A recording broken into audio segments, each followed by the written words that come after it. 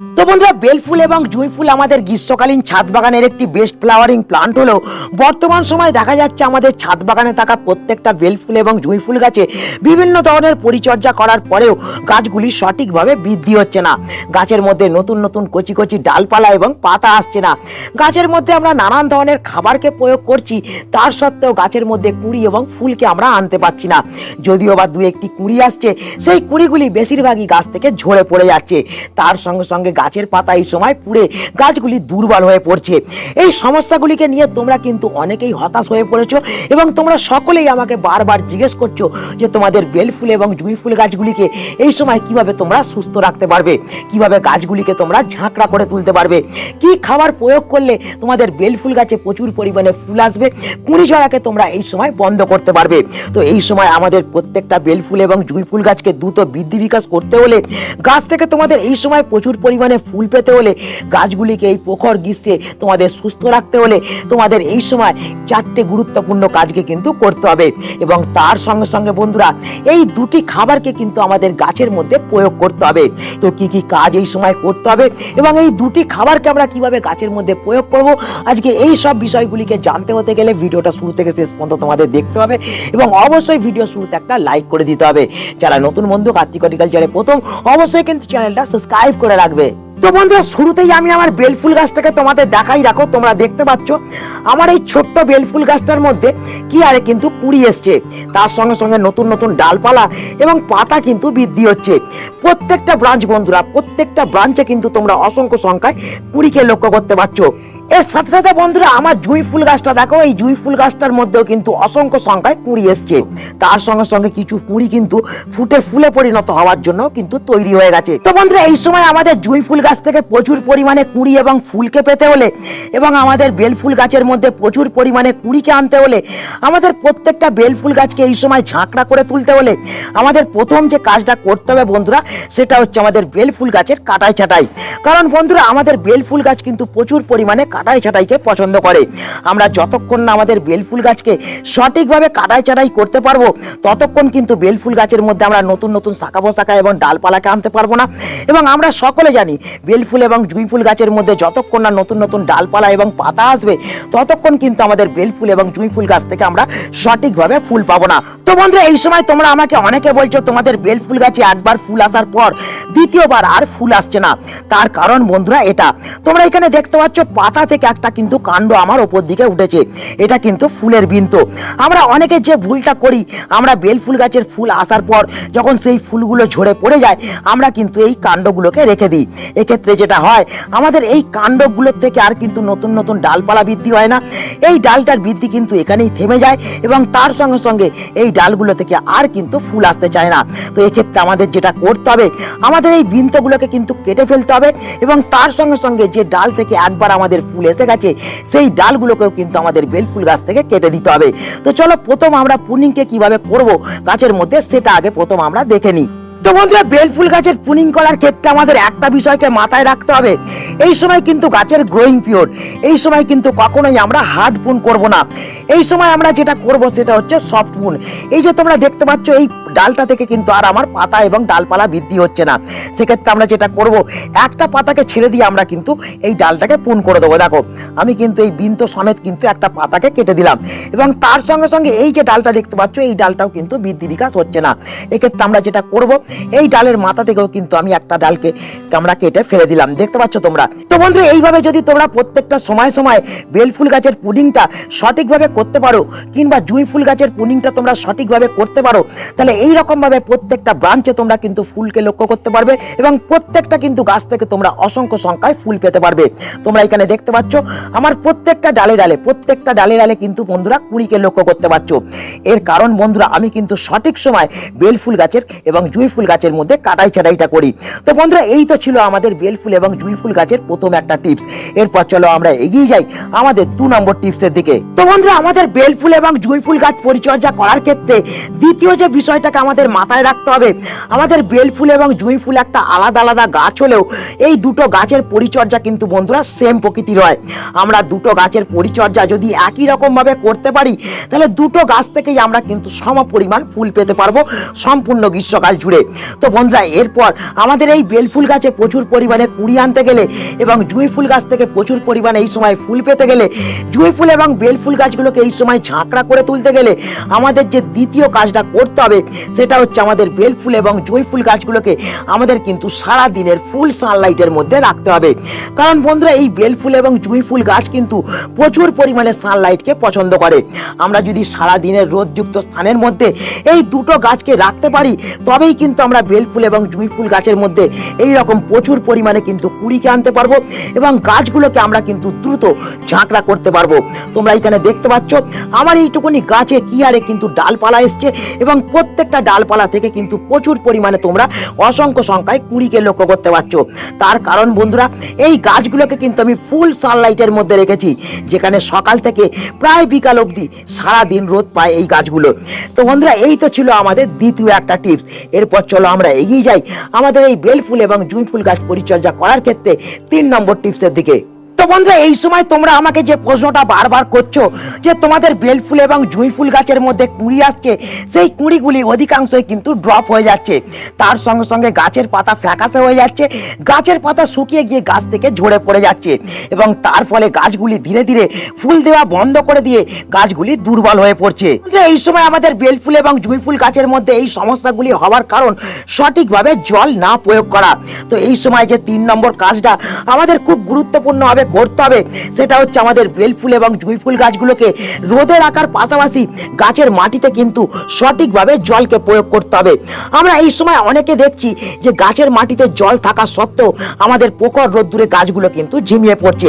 সেক্ষেত্রে আমরা যেটা করছি আমরা আবার গিয়ে মাটির মধ্যে জল প্রয়োগ করে দিচ্ছি। এই অতিরিক্ত জল প্রয়োগ করার ফলেই গাছের কুঁড়িগুলো কিন্তু ঝরে পড়ছে, গাছের পাতা ফ্যাকাশে হয়ে যাচ্ছে, গাছগুলো বৃদ্ধি বিকাশ প্রায় বন্ধ করে দিচ্ছে। তো বন্ধুরা আমাদের একটা কথাকে সবসময় মাথায় রাখতে হবে, আমাদের এই বেল ফুল এবং জুঁই ফুল গাছ কিন্তু অতিরিক্ত পরিমাণে জলকে যেমন পছন্দ করে না তেমন কম জল প্রয়োগ করাকেও এই গাছ কিন্তু একেবারেই পছন্দ করে না। আমরা যদি সব সময়ের জন্য গাছের মাটিকে ময়েশ্চার রাখতে পারি তবেই কিন্তু আমরা এই গাছগুলোকে সঠিকভাবে বৃদ্ধি বিকাশ করতে পারবো, সঠিকভাবে কিন্তু গাছ থেকে আমরা ফুল পাবো। তোমরা এখানে দেখতে পাচ্ছ আমার গাছের মাটিটা কিন্তু ময়েশ্চার আছে। এই রোদ্দুরের সময় এই গাছের মাটিকে ময়েশ্চার কিন্তু আমাদের অতি অবশ্যই রাখতে হবে। যদি আমরা অতিরিক্ত পরিমাণে জল প্রয়োগ করি কিংবা আমরা যদি কম জলকে প্রয়োগ করি সেক্ষেত্রেও কিন্তু আমাদের গাছের পাতা সবুজ থাকার বদলে ফ্যাকাশে হয়ে যাবে, গাছের পাতা শুকিয়ে যেতে আরম্ভ করবে, গাছের কুঁড়ি আসতে চাইবে না, যদিও বা গাছে 2-1টি কুঁড়ি আসতে থাকবে সেই কুঁড়িগুলি অধিকাংশই কিন্তু গাছ থেকে ড্রপ হয়ে যাবে। তাই এই সময় আমাদের যেটা করতে হবে আমাদের খুব বুঝে বুঝে গাছের মাটিতে জল প্রয়োগ করতে হবে। আমাদের হাত দিয়ে দিয়ে দেখতে হবে যে গাছের মাটিটা ভিজে আছে নাকি, যদি ভিজে থাকে আমরা কখনোই কিন্তু গাছের মাটিতে জল প্রয়োগ করব না। গাছের মাটি যখন শুকিয়ে যাবে তারপরেই কিন্তু গাছের মাটিতে আমরা জল প্রয়োগ করব। এইভাবে যদি আমরা সম্পূর্ণ গ্রীষ্মকাল জুড়ে আমাদের বেল ফুল এবং জুঁই ফুল গাছের মধ্যে জল প্রয়োগ করতে পারি তাহলে কিন্তু আমরা প্রত্যেকটা বেল ফুল গাছকে এই সময় আমরা সুস্থ রাখতে পারবো, প্রত্যেকটা বেল ফুল গাছ থেকে আমরা কিন্তু অসংখ্য সংখ্যায় ফুল পেতে পারবো। তো বন্ধুরা এই তো ছিল আমাদের 3 নম্বর এবং গুরুত্বপূর্ণ একটা টিপস। এরপর চল আমরা এগিয়ে যাই আমাদের এই বেল ফুল এবং জুঁই ফুল গাছে প্রচুর পরিমাণে ফুল আনার ক্ষেত্রে 4 নম্বর টিপসের দিকে। তো বন্ধুরা এরপর যে 4 নম্বর বিষয়টাকে নিয়ে আমরা কথা বলবো সেটা হচ্ছে আমাদের বেল ফুল গাছের মধ্যে খাবার প্রয়োগ। এই সময় তোমরা অনেকে আমাকে বলছো যে দিনের পর দিন কেটে যাচ্ছে তোমাদের বেল ফুল এবং জুঁই ফুল গাছের মধ্যে ফুল বা কুঁড়ি কোনোটাই আসছে না, যদিও বা 2-1টা কুঁড়ি আসছে সেই কুঁড়িগুলি গাছ থেকে ঝরে পড়ে যাচ্ছে, গাছগুলি সঠিকভাবে বৃদ্ধি বিকাশ হচ্ছে না।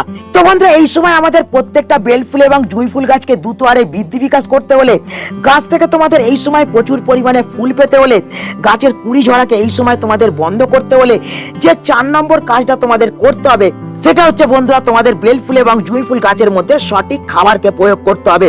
এই সময় যদি আমরা প্রত্যেকটা বেল ফুল এবং জুঁই ফুল গাছের মধ্যে সঠিক খাবারকে প্রয়োগ করতে পারি তবেই কিন্তু আমাদের বেল ফুল এবং জুঁই ফুল গাছ থেকে ভরে আমরা কিন্তু ফুল পেতে পারবো, গাছগুলোকে আমরা সঠিকভাবে বৃদ্ধি বিকাশ করতে পারবো। তো কোন ধরনের খাবারকে এই সময় আমাদের প্রয়োগ করতে হবে? তো বন্ধুরা এই সময় আমার হাতে যে 2টি খাবারকে তোমরা দেখতে পাচ্ছ এই 2টি খাবারকেই কিন্তু আমাদের বেল ফুল এবং জুঁই ফুল গাছের মধ্যে প্রয়োগ করতে হবে। এই 2টি খাবারকে যদি আমরা এই সময় গাছের মধ্যে প্রয়োগ করে ফেলি, তাহলে সম্পূর্ণ গ্রীষ্মকাল জুড়ে আমাদের বেল ফুল এবং জুঁই ফুল গাছ থেকে আমরা প্রচুর পরিমাণে ফুল পেতে পারবো। যেসব গাছের কুঁড়ি ঝরে পড়ছে, যেসব গাছ সঠিকভাবে বৃদ্ধি বিকাশ হচ্ছে না, যেসব গাছের পাতা ফ্যাকাশে হয়ে যাচ্ছে, সেই সব সমস্যাকে কিন্তু আমরা দূর করতে পারবো এই দুটি খাবারকে ব্যবহার করে। তো চলো আমরা কিভাবে এই দুটি খাবারকে গাছের মধ্যে প্রয়োগ করবো এই সময়, সেটা আমরা এক এক করে দেখে নিই। তো বন্ধুরা, আমাদের বেল ফুল এবং জুঁই ফুল গাছের মধ্যে প্রথম খাবার প্রয়োগ করার আগে যে কাজটা করতে হবে, আমাদের কিন্তু মাটিটাকে একটু খুঁজে ফেলতে হবে। তোমরা এখানে দেখতে পাচ্ছ আমি কিন্তু এই গাছের মাটিটাকে কিন্তু খুঁজে ফেলেছি। তো বন্ধুরা, এই মাটি খুঁজে ফেললে যেটা হবে, খাবারটা যেমন গাছ সঠিকভাবে ইনটেক করতে পারবে, তেমন কিন্তু গাছের মাটির মধ্যে সঠিকভাবে কিন্তু অক্সিজেন চলাচল হবে।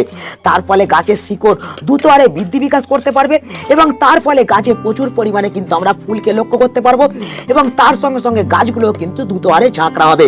তো বন্ধুরা, তোমরা দেখতে পাচ্ছ আমি কিন্তু গাছের মাটিটাকে অল্প করে খুঁজে ফেলেছি। এরপর আমাদের যে খাবারটাকে প্রয়োগ করতে হবে বন্ধুরা, সেটা হচ্ছে এটা। তো বন্ধুরা, এই যে জিনিসটা দেখতে পাচ্ছ, এটা হচ্ছে ঘরোয়া একটা পটাশ। এটা হচ্ছে বন্ধুরা কলার খোসার গুঁড়ো। তো বন্ধুরা, এই কলার খোসার মধ্যে কিন্তু প্রচুর পরিমাণে নাইট্রোজেন, পটাশিয়াম এবং ক্যালসিয়াম থাকে এবং তার সঙ্গে সঙ্গে ম্যাগনেসিয়াম থাকে, যা এই সময় আমাদের গাছকে দ্রুত হারে বৃদ্ধি বিকাশ করতে, গাছের পাতাকে সবুজ চকচকে রাখতে এবং গাছের মধ্যে প্রচুর পরিমাণে ফুল আনতে কিন্তু প্রচুর পরিমাণে সাহায্য করবে। তো এইটা আমরা কতটা পরিমাণে দেবো? তো বন্ধুরা, এই কলার খোসাকে আমরা কিন্তু 1 চামচ করে প্রত্যেকটা টবের মধ্যে কিন্তু প্রয়োগ করে দেবো। দেখো, এইখানে আমি প্রয়োগ করে দিলাম এবং তার সঙ্গে সঙ্গে আমি কিন্তু এই ছোট টবের মধ্যেও এই কলার খোসার গুঁড়োটাকে সঠিকভাবে প্রয়োগ করে দিচ্ছি। এই কলার খোসাটা প্রয়োগ করার পর আমাদের যেটা করতে হবে, আমাদের কিন্তু মাটিটাকে এরকম একটুখানি নাড়িয়ে দিতে হবে, যাতে কলার খোসাটা মাটির নিচ পর্যন্ত পৌঁছে যায়। তো বন্ধুরা, এরপর আমাদের যে জিনিসটা ব্যবহার করতে হবে সেটা হচ্ছে এটা। তোমরা আমার হাতে যে জিনিসটা দেখতে পাচ্ছ এখন, সেটা হচ্ছে ফটকিরি। এই ফটকিরিকে কিন্তু আমরা সকলেই আফটার সেভিং ব্যবহার করে থাকি এবং এই ফটকিরি আমরা গাছের মধ্যে যদি ব্যবহার করি, গাছের যে মাটি আছে সেই মাটিকে কিন্তু অতি সহজে অ্যাসিডিক করে তোলে। মাটিকে কেন অ্যাসিডিক করে তুলবো বন্ধুরা? আমাদের এই বেলফুল গাছ কিন্তু অ্যাসিডিক মাটিকে প্রচুর পরিমাণে পছন্দ করে।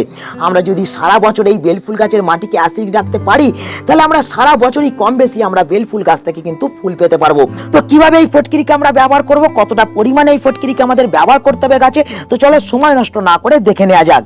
তো বন্ধুরা, এই ফটকিরিকে ব্যবহার করার ক্ষেত্রে আমাদের প্রথম যেটা করতে হবে, আমাদের কিন্তু জলে গুলে এই ফটকিরিকে গাছের মধ্যে প্রয়োগ করতে হবে। তোমরা এখানে দেখতে পাচ্ছ আমি কিন্তু এখানে 500 ml জল নিয়ে নিয়েছি। এখানে তোমরা যে কোনো জলকে ব্যবহার করতে পারো এবং তার সঙ্গে সঙ্গে তোমরা দেখতে পাচ্ছ আমি ফটকিরিটাকে এখানে কিছুটা কিন্তু গুঁড়ো করে রেখেছি। এই 500 ml জলের জন্য আমাদের যেটা করতে হবে, 1 চামচের 4 ভাগের 1 ভাগ ফটকিরিকে কিন্তু সুন্দরভাবে আমাদের জলে দিয়ে গুলে ফেলতে হবে এবং এই জলটাকে আমাদের গাছের মাটির মধ্যে প্রয়োগ করতে হবে। কিন্তু বন্ধুরা, কতটা পরিমাণে এই জলটাকে আমাদের প্রয়োগ করতে হবে সেটা আমাদের জানতে হবে, কারণ এই ফটকিরির জল অতিরিক্ত পরিমাণে গাছে প্রয়োগ করলে গাছের কিন্তু মারাত্মক ক্ষতি হবে। তো চলো কতটা পরিমাণে এই ফটকিরির জলকে আমরা প্রয়োগ করব গাছের মধ্যে, সেটা আমরা দেখে নিই। তো বন্ধুরা, তোমরা দেখতে পাচ্ছ আমি কিন্তু এখানে জুঁই ফুল গাছের কাছে চলে এসেছি এবং জুঁই ফুল গাছের মাটিটা খুঁজে নেওয়ার সাথে সাথে আমি কলার খোসার গুঁড়ো কিন্তু এই গাছের মধ্যে প্রয়োগ করে দিয়েছি। তোমাদের যেটা করতে হবে, যেদিন তোমরা কলার খোসাকে ব্যবহার করবে সেই দিনেই কিন্তু এই ফটকিরির জলকে তোমাদের ব্যবহার করতে হবে। তো কতটা পরিমাণে ব্যবহার করবে? তো বন্ধুরা, এক্ষেত্রে আমাদের যেটা করতে হবে, আমাদের 6 ইঞ্চি যেসব টব আছে, 6 ইঞ্চি টবের জন্য আমরা কিন্তু 250 ml ফটকিরির জলকে এখানে সুন্দর করে প্রয়োগ করে দেবো।